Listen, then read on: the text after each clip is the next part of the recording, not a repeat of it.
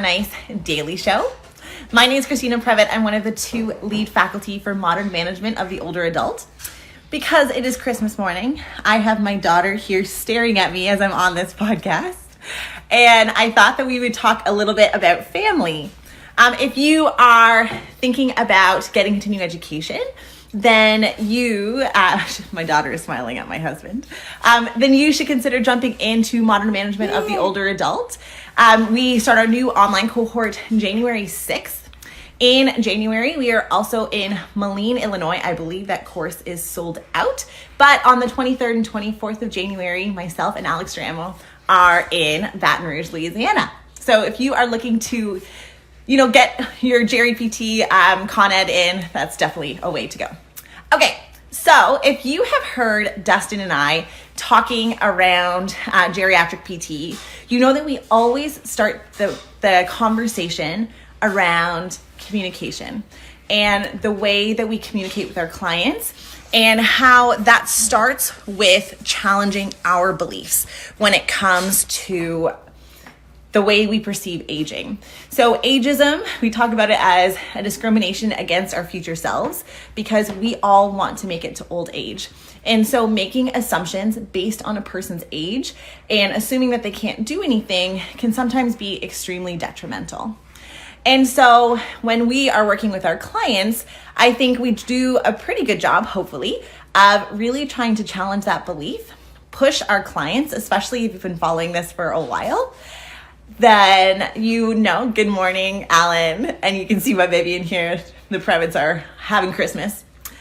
Then you know that we are going to be challenging those beliefs and we're going to be loading our clients, hopefully to get them stronger, fitter, and able to stay in their homes for longer. We can be really good at work, but my challenge for you on Christmas Day is to reflect if you take that same mindset and translate that into your interactions with your family. So one example is that my grandmother is 94, and I've told this story before. With Maya, the first time she met her, she was 3 months old, and she walked in, and I introduced Maya to my grandmother and said, "Do you want to hold her?" And she said yes. And so I went to go pass my daughter over to my grandmother, and everybody almost immediately jumped on me and said, "Oh, no. We should wait till grandma is sitting down and then let her hold." And I got really upset about that because my grandmother is 94. She lives on her own. She drives her vehicle still, has her license, does everything she needs to do, does not even use a gait aid at 94, still gardens, all these things, and yet they thought that she couldn't pick up my 12-pound daughter and that she needed to sit down. And I immediately made the connection to if you have a younger child who's holding a newborn brother or sister, you get them to sit down on a couch and be very careful and then put them into their lap.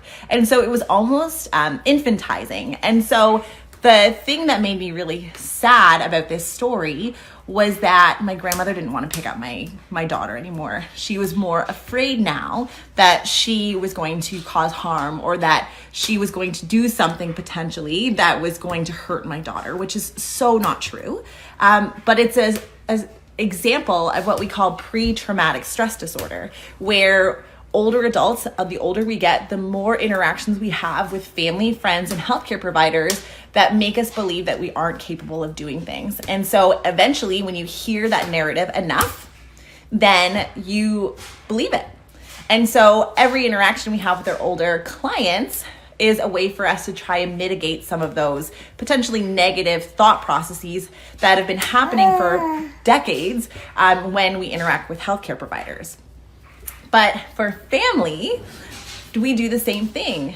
It's so easy to get frustrated with a parent that's getting older, who may have diminished processing speed, whose cognitive demand is going down, or assuming that my dad, when he opens up his presents, isn't going to be able to get the technology, all these different things that we can do that if we were in our workplace, we would check ourselves or reflect on that interaction and say that we could probably do better. And I wonder if sometimes because it's family, we don't do the same thing.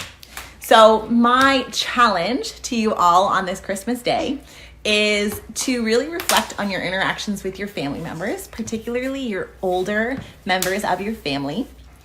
Are you being ageist?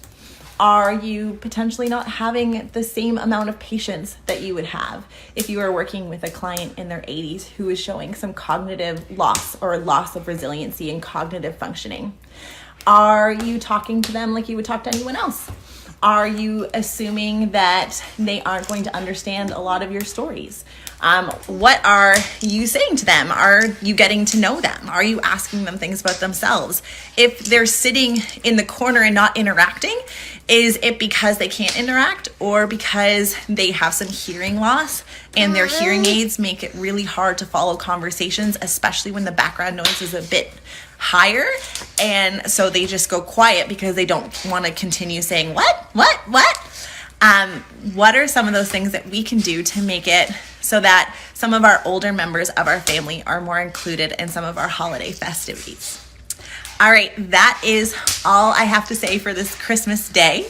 I hope you guys get to spend a lot of time with family and friends, that you get to relax, enjoy that time, maybe unplug off social media. I've been trying to do that this holiday season.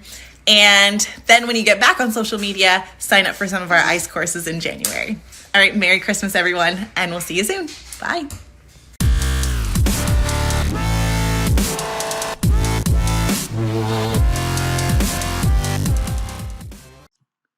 Hey, thanks for tuning in to the PT on Ice Daily Show. If you enjoyed this content, head on over to iTunes and leave us a review. And be sure to check us out on Facebook and Instagram at the Institute of Clinical Excellence. If you're interested in getting plugged into more ICE content on a weekly basis while earning CEUs from home, check out our virtual ICE online mentorship program at ptonice.com.